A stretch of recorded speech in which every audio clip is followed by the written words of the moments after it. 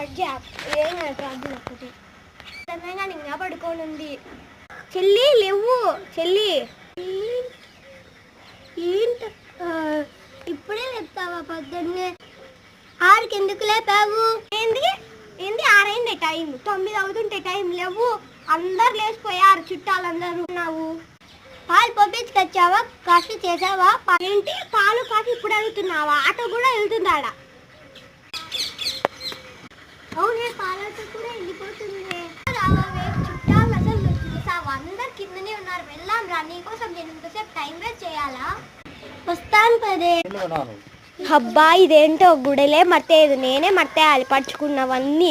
నాకు పని అయిపోతుంది, రోజు నేనే ఎత్తి పెట్టాలి ఇవన్నీ. మళ్ళీ లేట్గా లేస్తుంది. అబ్బా రూమ్ బిగించం ఇది లేదే, ఇక్కడ పోయిందో. అక్క బిగించ మొదలు వేసేసాను, మర్చిపో.